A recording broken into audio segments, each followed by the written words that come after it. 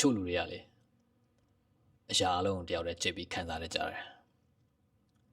တကယ်တော့သူတို့ကအဲ့လိုလှုပ်ချင်လို့မဟုတ်ပါဘူးဒါမဲ့သူတို့ကအဲ့လိုနေဖို့အကျင့်ပါသွားလို့ပါသူတို့ကတအားပင်ပန်းနေရင်တော့ငါအဆင်ပြေပါတယ်လို့ပြောဖို့အကျင့်ပါနေပြီလေ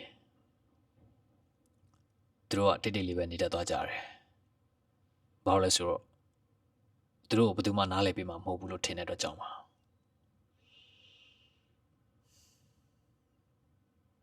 ဒါကြောင့်မို့အရာအလုံးသူတို့ဘာသာသူတို့ပဲထမ်းဖို့ထားလိုက်တော့တယ်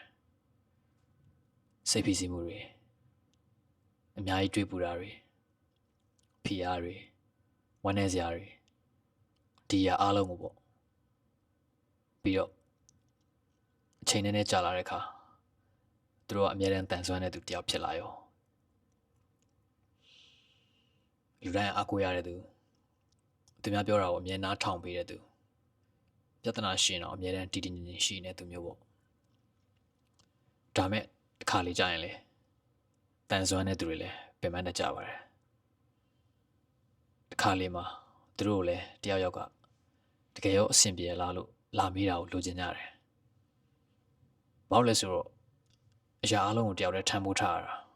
တအားလေးလံလုံးလို့ပါမလေးသလိုဟန်ဆောင်နေတော့မှပေါ့တကယ်အမှန်တရားလေဒီဝိုင်းတစ်ခုလုံးကိုတင်တယောက်တည်းထမ်းတာဘူးမဟုတ်ပါဘူး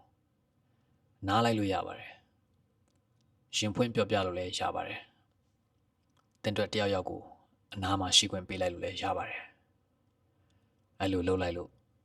တင်အားနေတဲ့သူတယောက်ဖြစ်မသွားပါဘူးတင်လဲတာမန်လူသားတယောက်ပါပဲဆိုတာကိုပြနေတာပါဒါကြောင့်မို့ဒီတလုံးမှာတင်အရာအလုံးကိုတယောက်တည်းကြိတ်ပြီးထမ်းထားခဲ့ရတယ်ဆိုရင်ခုချိန်မှာအဲ့ဒီဝန်တော့မိုးတချို့အောက်ချထားလိုက်ဖို့အချိန်တိုင်းပြီးထင်ပါတယ်တင်ရာအလုံးတယောက်တည်းထမ်းထားစရာမလိုတော့ပါဘူး